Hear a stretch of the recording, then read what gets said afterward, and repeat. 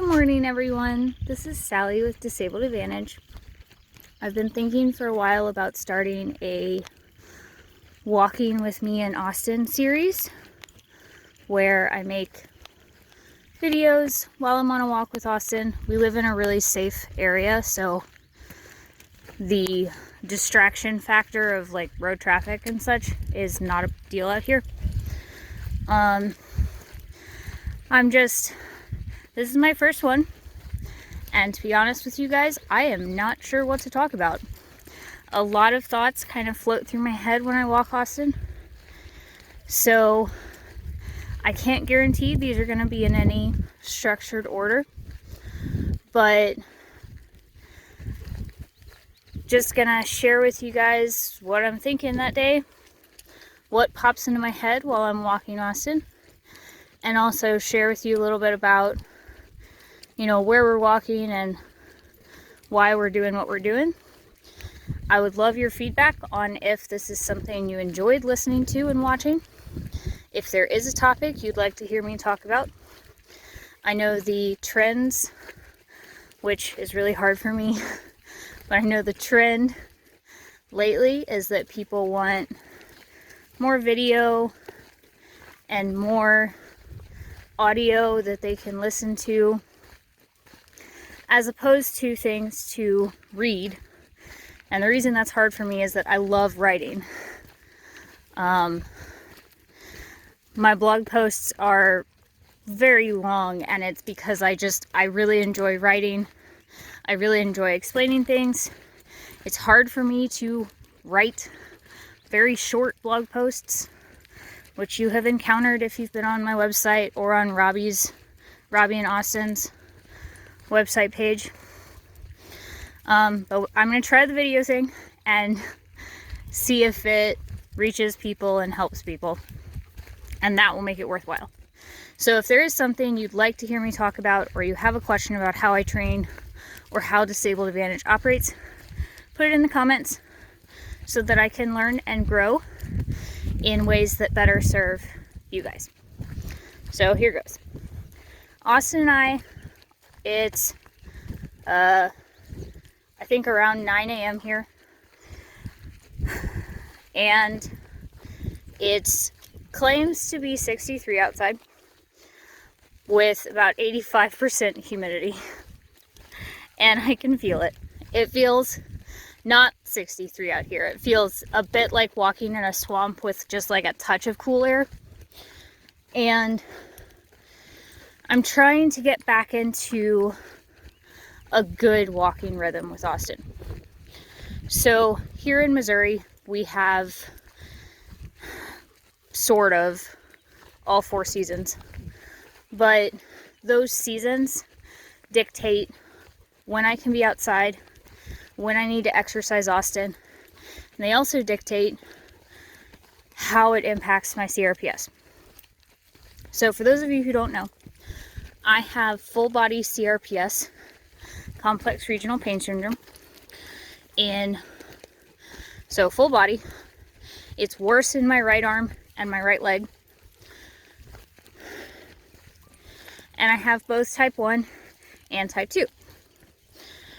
So what that means is that I both have CRPS that was not caused by nerve damage, and I have CRPS that was caused by nerve damage.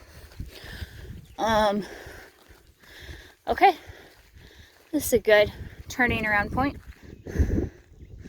See how beautiful it is out here? Love walking out here. Hi, Austin, let's go. Good boy. Good. So, brain fog, yes, CRPS. So how that impacts me is, we know that my right collarbone got twisted or flipped or something in a horse riding accident about 15 years ago, and we're fairly confident that has caused nerve damage in my right shoulder. My range of motion in my right arm is just weird, and despite working on it for 15 years, it's not what it should be. And my right arm is consistently worse than any other body part.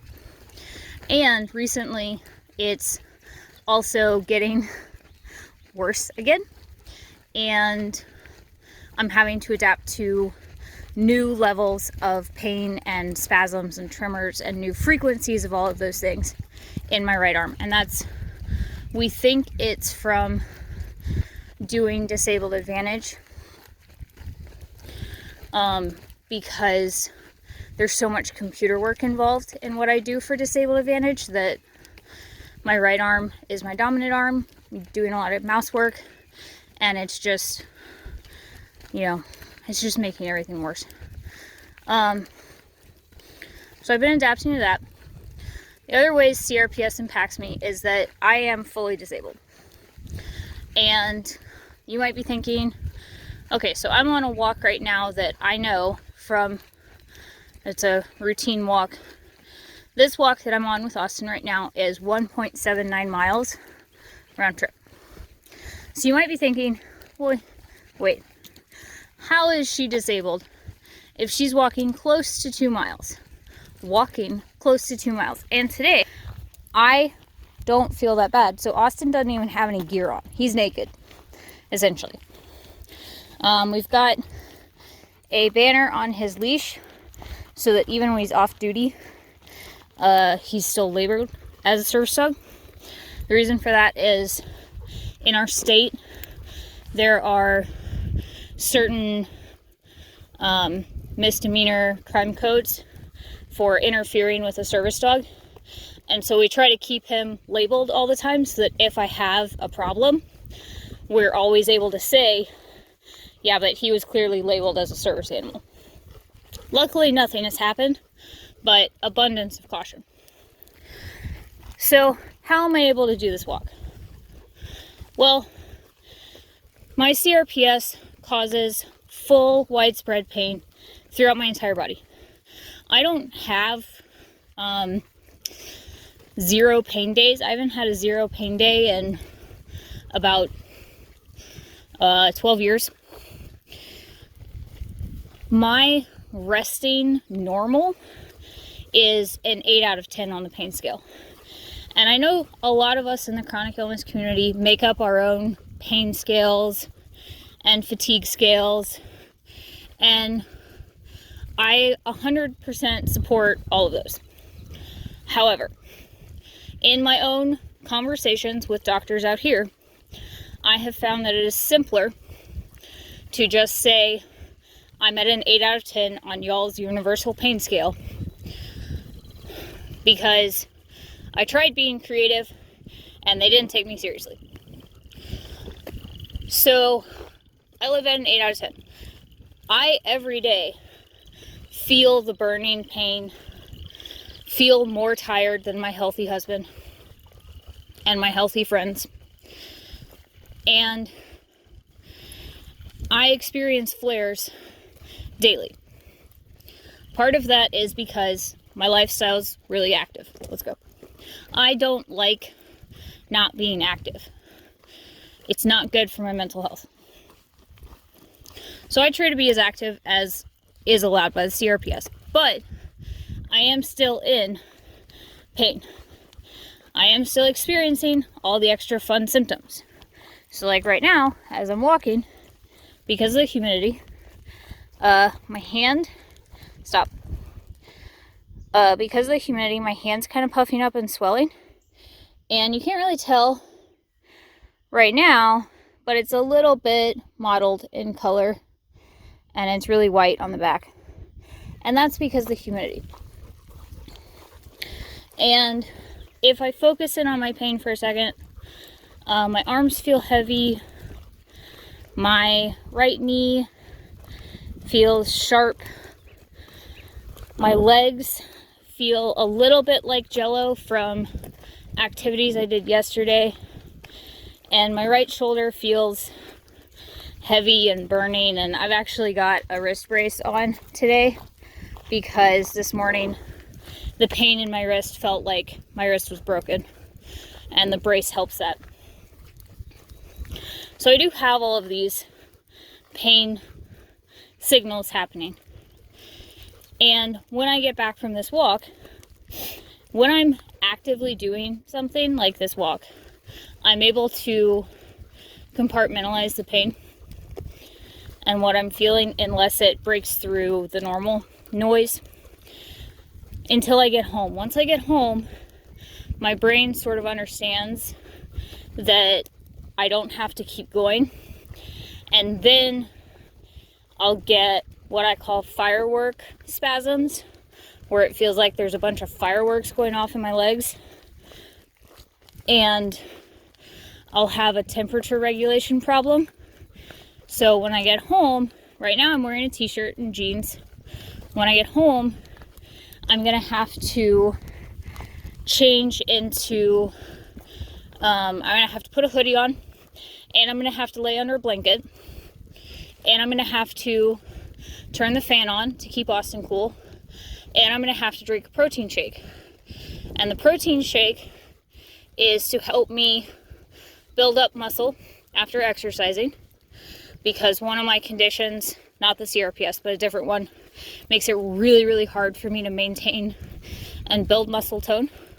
So I usually have to drink protein after some sort of exercise. And then the blanket and the hoodie are because the CRPS will go through a phase of not being able to regulate my body temperature. And even though I'm fine right now, I know I'm gonna get cold when I go in the house because the AC's on, and I need to prepare for that. If I prepare on the front end by putting a hoodie on and a blanket on, then I'm less likely to dip into a deep cold flare where I start to feel shocky and have to put Austin on me and drink coffee to stabilize again. So if I just put warm clothes on, I can stay warm while my body gets itself back to its normal temperature. All sorts of fun CRPS-ness.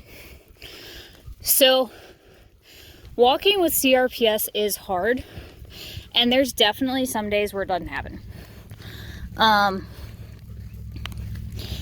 It just depends on the day. Now, like I said, seasons. I'm trying to get back into the swing of waking up. I wake up at about 6:15 every day, but I'm trying to get back in the swing of waking up and taking Austin for a walk around 7 before anything else. So before breakfast, before coffee, before his breakfast, 7 a.m. walk. And the reason for that is because out here, starting around April, May, we start getting days where it's more humid in the morning, but it's cooler in the morning. And in the evening, less humidity, but it's very hot. And we get days where I cannot do anything. I can't go for walks past 9 a.m. I can't go for walks before 4 p.m. because it's just too hot. It's too hot for me. And so Austin's heat conditioning matches my own. I can go outside and I can play fetch with him. I can do training sessions out in the yard for about 30 minutes, but that's about it. When I teach people in the summer, we set up a tent for me so I have sustained shade, and I am drinking consistently water, Gatorade, water, Gatorade, water, Gatorade, and do go through some very weird temperature fluctuations. And then takes like a day to recover, and then it's fine. But as far as his exercise goes and my exercise goes, we try to map it with the coolest times of the day, so morning and evening. But it is incredibly difficult to get out of bed, feel all of the pain from the day before, all of the pain caused by sleeping, slept in a weird position, slept in the same position your body likes, but for whatever reason it didn't like it that night. the initial pain cycle of my brain trying to figure out how much pain I'm actually in today, or if I've got anything fun going on. Fun being like the wrist brace. And saying to myself, yeah, I'm gonna go for a 1 mile walk. You know, it's really hard to get yourself into that motivation. And today I missed the mark. I fed him and had my coffee first, drank some water, and we're doing our walk second. And both of us are paying the price for it. It's a little warmer, feeling the humidity, but we still got out. We still managed to get it done. I'm gonna try again tomorrow. Rain depending. It didn't used to always be like this. Oh, right, winter. So winter is kind of the reverse. I have to wait for it to warm up so that I can wear the right amount of clothing that keeps me warm but doesn't weigh me down too much that it causes too much pain. So in the winter, we walk later and earlier. Later in the morning, earlier in the afternoon to catch those warm hours. And we get in that system from like November until March. And then suddenly it flips and we have to walk about 8 hours apart from each other.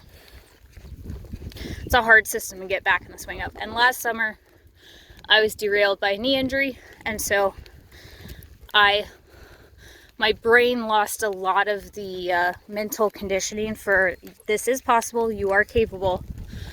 And then my system just lost the heat conditioning for a year. So that's going to be this summer's goal, is building up that heat conditioning again. This morning, what we've got Austin on is what I call an attention walk.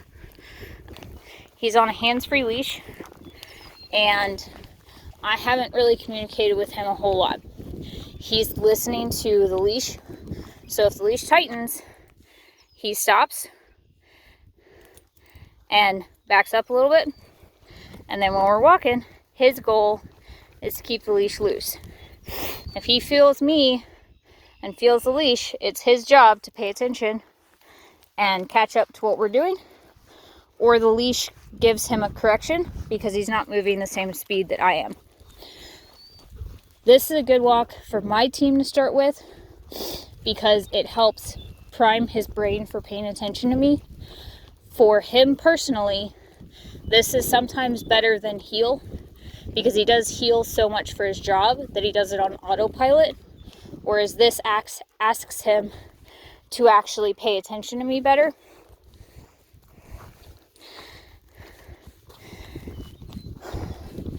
And it's a little less easy to just switch into autopilot. It also leaves my hands free to talk to you guys. So I'm going to pause for a sec while we go down the road so that I can maintain good situational awareness. Austin, go home.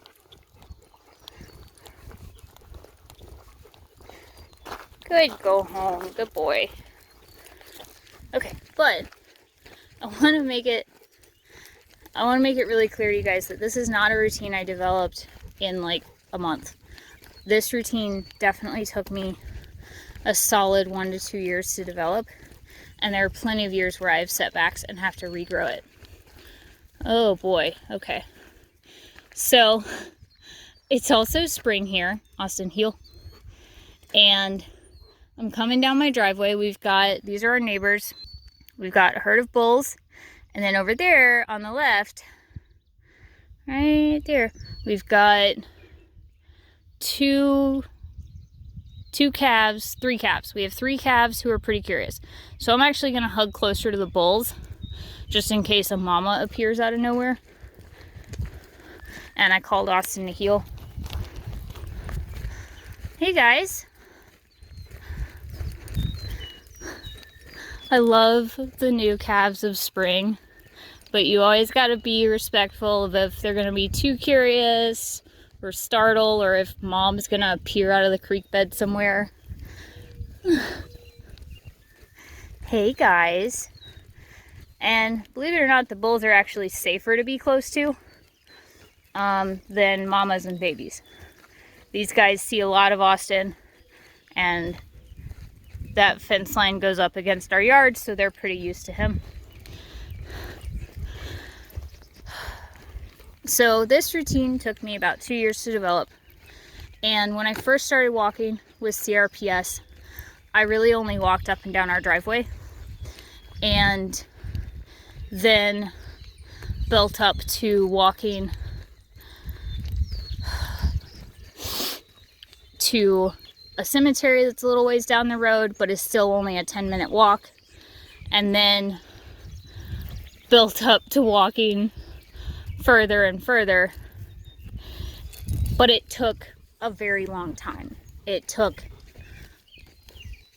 2 years to build up my stamina, and it wasn't even until I think Robbie was 3 or 4 the first time I walked 2 miles. You know, until then, I really couldn't walk that distance. Stop. Good boy.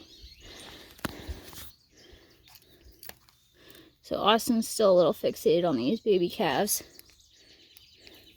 Just gonna try and break that there. Good. Okay. Austin, release. And after a walk, he gets off duty, off leash time. So it took me a long time to build up this routine. And when it first started, walking with CRPS felt monumentally impossible. I was really afraid of falling. I didn't like how much pain walks caused in my legs and my back and my shoulders. If it was windy, my face would hurt, my jaw would hurt. Like, this took a really long time to build up my stamina for. But I needed to do it so that Robbie would learn how to heel, and Robbie would learn how to walk beside me, and leash manners, and how to pay attention around distractions. All of that was necessary for his service dog training. And so we found a way to build up my endurance for it. We also had a treadmill we could exercise him on, so that on days where I couldn't exercise, we had that backup plan. And that also helped keep his energy levels more in check.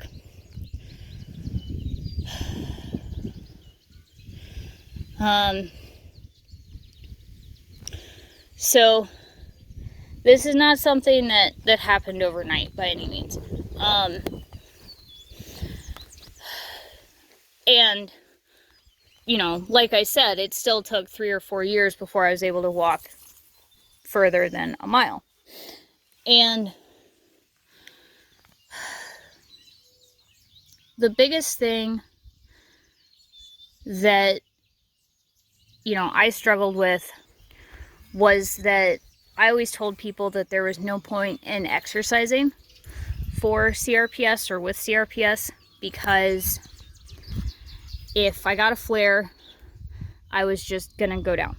If I got a flare and something hurt, I was gonna fall, and there was nothing I could do to stop the flare. There was nothing I could do to prevent the flare. There was nothing I could do. No amount of exercise, no amount of muscle strength was gonna make a flare better or stop the flare from happening. And what I learned through the necessity of training Robbie was that that was partly true, but that I was also wrong.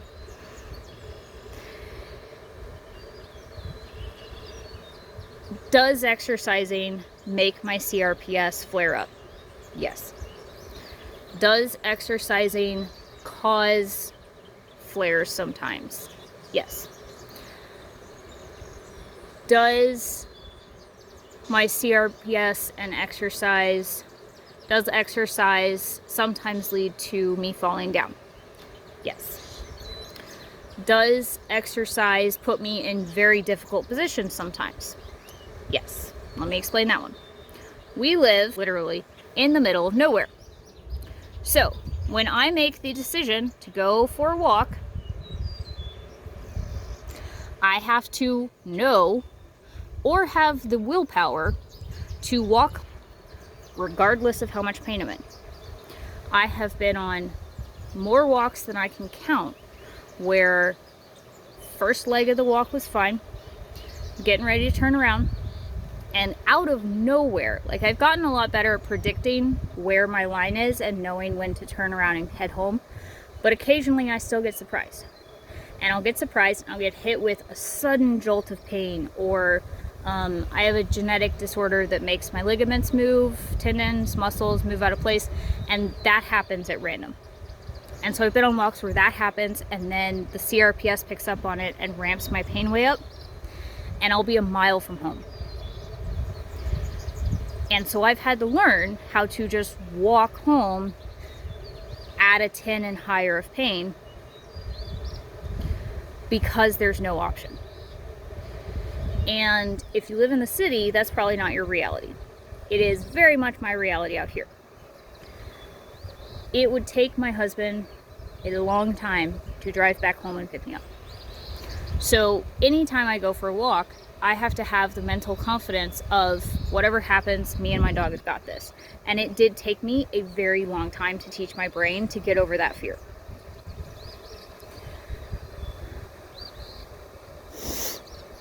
But each time I do it, and I'm not recommending this, don't put yourself in unsafe situations. This is just what I've done, not necessarily what you should do. I have to do this out of necessity. When I find myself in those situations, I still get home. Might take longer, but I still get home. And then I file that away of like, okay, that was really bad, but I did it. And that stores mental confidence points for me, which go towards the next walk and the next venture out.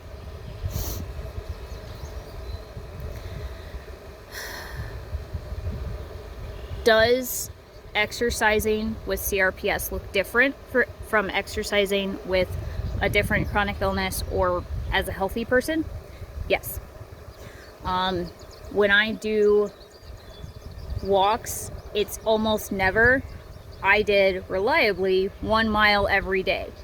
Sometimes I might do half a mile. Sometimes I might do a quarter of a mile. Sometimes I might do 2 miles.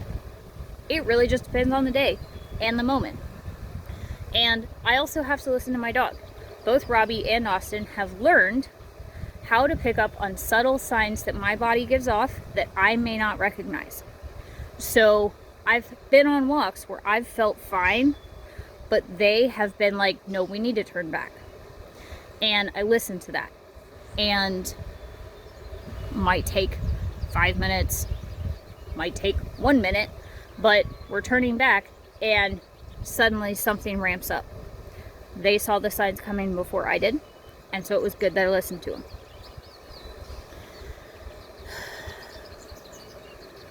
But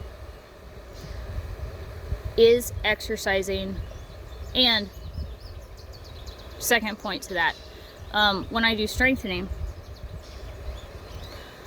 a lot of the exercise I learned from PT 15 years ago, and then working with a personal trainer in college, and I've sort of made up my own exercise schedule based on areas that I know need strengthening and exercises that I know are I know the baseline for what easy feels like, but they're also still challenging, and I know how to make them more challenging when I'm up for more challenge, but how to dial back the challenge when I'm not ready for more challenge, and I do that on my own. And that's something that I've also learned over 15 years. Did not learn it overnight. And it constantly changes. So I've got new exercises last year that I started incorporating to help rebuild my knee strength. So now those are becoming part of the normal routine. And occasionally I check in with people who are experienced in chronic illness rehabilitation, and they're like, okay, so I want you to tweak this exercise a little bit to make it better for your body and target your muscles a little bit differently. Or outright, hey, you're doing this wrong, let's fix that. But where healthy people, and even where normal PT exercises tell you to do 30 reps of something, so they tell you to do 15 reps and 2 sets, which adds up to 30, and they want you to do it 2 to 3 times a day. That is a recipe for disaster for people like us. So what I do is I do 5 to 8 reps once.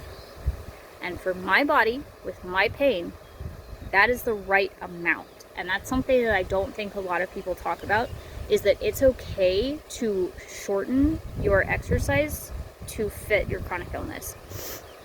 And not enough people talk about that.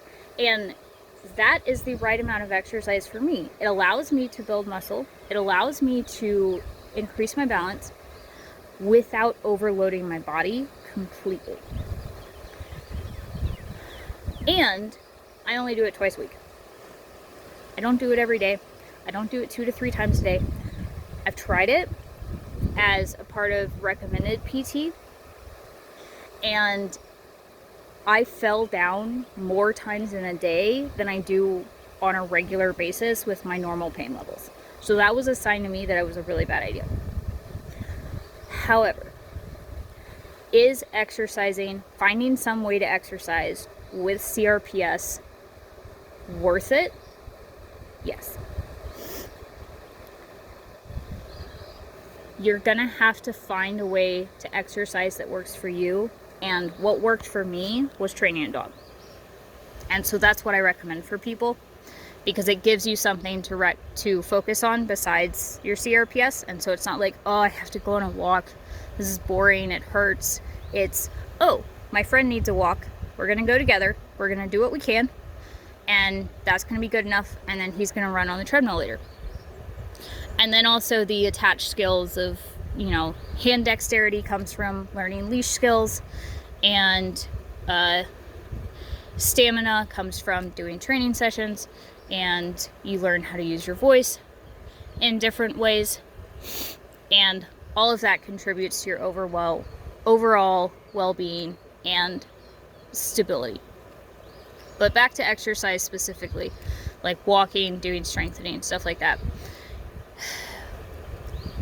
So it does all of those things. It hurts, it makes your flares worse, it causes flares, it drains you, it takes out what you can do in a day. And if you overdo it, yeah, your day's shot. And you're gonna fall down a lot more, or run into walls, drop stuff more. It's just gonna be what happens. But if you can find the right balance,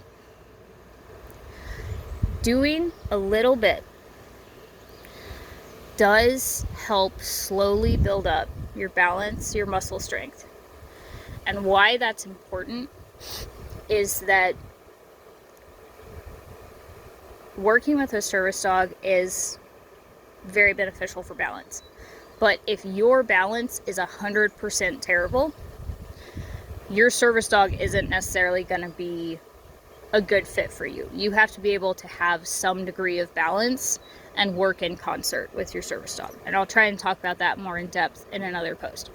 But even if you don't plan on working with a service dog, if you work on your balance just a little bit, over time, it's going to suddenly appear when you're least expecting it. You'll have something where you trip on a rug, or you took a misstep, or I don't know if you've ever had a day where your brain forgets one of your legs exists. That happens to me sometimes. But if you've worked on your balance, a lot of the times, not guarantee, but a lot of times, what's going to happen is your body will adapt in the moment and you won't fall down, or you'll be better at grabbing something nearby to prevent that fall. And that comes through exercising. The same goes for, so like, I'm still in go mode. My brain's still in go mode. But as soon as we go inside and I change clothes and I sit down and I get snuggled, that flare is going to hit me like a freight train. But in about an hour, I'll be able to get up and continue with my day. The more you do exercise in small chunks and build up slowly over time, and by over time, I mean months and years, your body will learn how to function even when you're in pain, even when you're having spasms or tremors, and you mentally will learn better coping techniques, better recovery treatments for yourself, better hacks for managing it in the moment. You also, if you do want to work with a service dog, you'll learn better ways to ask them for help, better signs that you need help. And the thing is, though, that it's such a slow process. It's such a slow process. It happens in small chunks. You have to be super patient. And sometimes it still fails you. I still fall down. Usually if Austin's like off enjoying himself, I still fall down. But I don't fall down as much. And part of that is because I'm working with a service dog, but part of it is also because being a part of his life, taking care of him, part of that includes taking care of me in the ways that I'm able to. If he's running on the treadmill, I try to do a little bit of strengthening. And then I sit down and I read a book or I work. If he needs a walk, I'm usually the one walking him. When he gets outside time, I'm throwing a ball. And for healthy people, it's throwing a ball. For us, it's arm strengthening, it's dexterity, it's coordination, it's stamina, and it's mental joy. And it's balance because we might be standing, or if we're sitting, we're having to change how we throw the ball. And so it's working different muscle groups. And all of that comes back into helping you live your life with your chronic illness. I hope you guys have enjoyed this first walking series that ended with me talking in my yard because I ran out of walk. Should have started it earlier. But yeah, let me know what you think of this first one. Sorry for some of the video looks of, sorry if the camera was shaky or you want to see more of Austin. That's fine, just tell me. I won't be offended. Thank you for watching, and more to come. Follow Disabled Advantage on YouTube, Instagram, and Facebook for more training tips, advice, videos, reels of what's possible from a CRPS service dog. Sometime I also post reels of my CRPS flaring up so you guys can see what that looks like.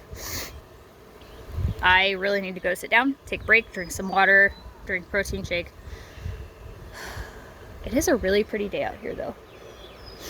I'm glad we went on a walk. It was definitely very rewarding. And if you're interested in talking to me about CRPS, Disabled Advantage, how I train, training a pet dog to be more gentle with you while you live with CRPS, just send me a message. And also at the bottom of all the descriptions on my videos on YouTube, there's a link to my website and there's a link to my booking page. You can book a starting session with me to talk about pretty much anything you want related to CRPS, chronic life, service dogs, what Disabled Advantage does, things like that. Thank you for watching.